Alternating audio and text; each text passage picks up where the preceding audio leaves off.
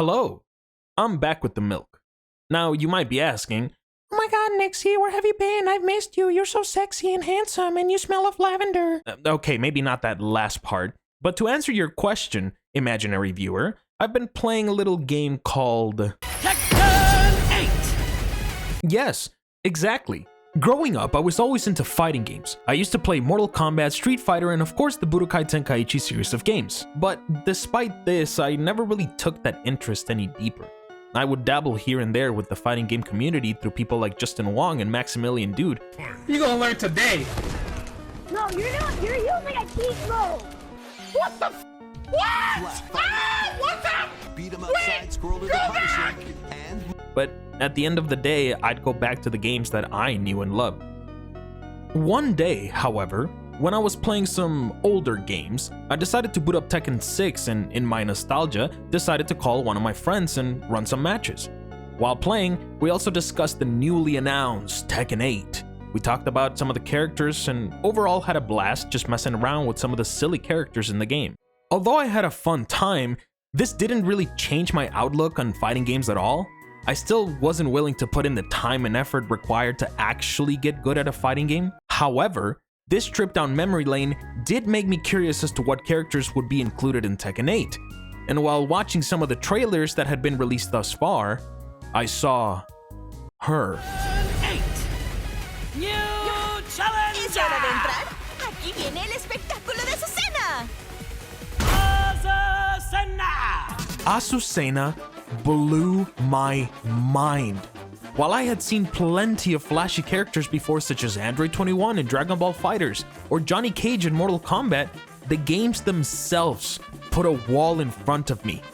I never really liked the gameplay of either of these games that much, but Tekken was different. I always liked the way the gameplay felt and looked growing up, but up until this point, I never had a character that acted as that metaphorical final push over the barrier. Well, Azucena came along, grabbed my metaphorical body, and yeeted it straight across the barrier like it never existed. From that point, my goal was simple. Buy the game, become an absolute menace with her, and wait.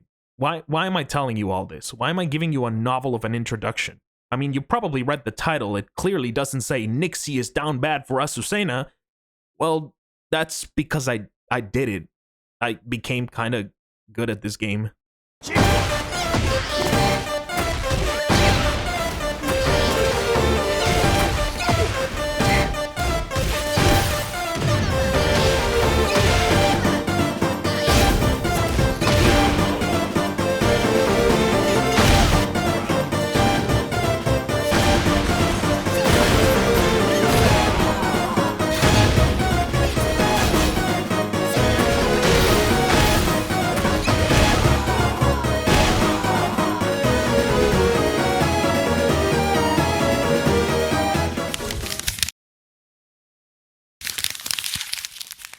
Okay, so when it comes to sidestepping, right? If I were to ask you, is it a defensive mechanic or an offensive mechanic, what would you answer? Both? I like that answer. It is both, technically, right? But in Tekken 8, there is something called rushdown. You know, press your buttons, kill your enemy before they kill you. That also applies to sidestepping. A lot of the time, it is used as an offensive tool. So you're attempting to get your turn back by making your opponent whiff their move. You don't want to use sidestepping as, oh, I'm getting out of your pressure and then I'm going back to just neutral. You want to use sidestep as, I'm taking my turn back. Wait. Hold on just 1 second there. Although most of what past me said remains true, sidestepping and sidewalking has always been an extremely nuanced mechanic.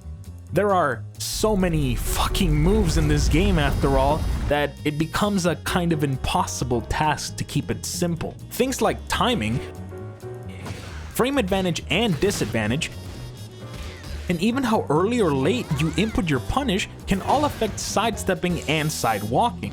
A good rule of thumb, however, is to get comfortable with the habit of sidewalk blocking and sidestep blocking to prevent yourself from dying to some of these situations. If you're feeling extra nerdy today, feel free to also check out this video by FeedyX where he goes into more detail about these mechanics. Now that that's out of the way, back to the coaching. Do you have to sidestep to the right for her? Is it's specific for each character? Every single character has a weak side, as people like to call it. I don't really like generalizing characters to just like one side, like, oh yeah, you know, sidestep this character left or sidestep this character right.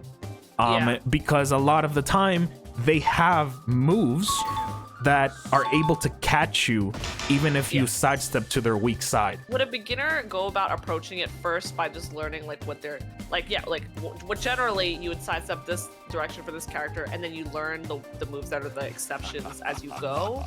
Yes. I think for me, like, you know, I'm not gonna like do all the moves right away or know all the things, but I think like, yeah, just having that one where I sidestep and try the, what is it, acid storm, acid rain, whatever kick. Yep. As an option, you know, if I feel like I'm being like completely destroyed and there's nothing I can do, like I would be willing to throw one out to try it, you know. I just loaded into practice and I forgot if I have one of my Gooner outfits on. It should be fine. I don't have any I don't have any outfits that are like naked or anything like that. Okay. Sure. See, it's just the dancer outfit. It's fine. I It's see. fine. It's fine. See how it is. So let me- Okay, but like, are there any for Lee? Let's get. That's for off stream. That's for off stream. That's for off. I can give you the sauce later. I'd be losing all those games. What do you mean by that? People often ask me how I can look at my opponent. That's the key. secret. I don't. I don't. This is what we would call a starting range. Some say range 1, some say neutral range. All you need to know is that this is the range at which most fighting games put you when you start a match or when loading into practice. When we speak on spacing and distances, this refers to using your character's preferred range so you can either outspace your opponent with long-reaching moves or use your fast counter-hitting tools to stop your opponent from getting back to their comfortable range. The time spent attempting to close these distances or simply trying to catch an opponent with a long-range move is what is known as neutral. These are the moments in a match where both players are simply moving around and maybe throwing out pokes here and there in an attempt to begin their offense. Some characters have much better neutral than others. For example, characters like Brian and Dragunov have extremely strong neutral due to their tools available for the close, mid, and long range. On the other hand, characters like Lee, Hwoarang, King, and Steve all specialize on specific ranges and usually dominate those ranges. Alright, with that bit of info drilled into your head, let's get back to the coaching. Lee as a character, he doesn't really like to play here. This range right here is where Lee thrives the most. When you want to play the close game, you can most definitely play the close game because, you know, he has tools to deal at this range, like back 3-3, you have your moves like down 3, you know, your down forward 2, you have your down forward 1, you know, your poke tools. But realistically, Lee thrives the most at about this range. Anything further than this and it becomes a little bit more iffy because then you're getting to like jousting range. Now, if you're at this range, right? Yeah. It's not always the best option to stay at this range because there are many characters that play much better than Lee at this range. Yeah, because I was like I wanted to learn how to fight that, like, because I usually either get chopped like by a lot of like lows at this range, but I wanted to be able to play at this close and not feel uncomfortable, and I feel so uncomfortable when I play at that range. And you know why that is? Yeah. Oh, I don't know why. Oh, you're like, And then I'm like, yeah, question mark. Well, I figure it's what you're talking about, how Lee's not like optimal at that range. yes, Brew. That is exactly why you, along with many others, often feel uncomfortable playing at these unusual ranges for their characters. Much like King or Steve would feel awkward to play at a more mid or long range, Lee in this case can also give that unusual feeling when playing more closely. This is the main reason why learning at what distances your character is most effective, as well as learning how to use the tools in your character's kit to help maintain yourself in this sweet spot of sorts, is very crucial in order to better understand both spacing and how your character interacts with the neutral. And with that, I believe we have covered all the bases for today. Special thanks, of course, to Brewer Ryan, who was my trainee for the stream that this was taken from. And of course, I would like to thank both the Tekken community and the content creators in the community who have helped me acquire the knowledge that I have as of now. Without them, I don't think I've ever have become as invested as I am in this hobby. And of course, thank you, the viewer. I have no idea if you watching this even play fighting games or if you even care whatsoever about any of these topics, but if I was able to make you smile or interested in any of it, then I think I did my job. Now, with all that being said, have a great day.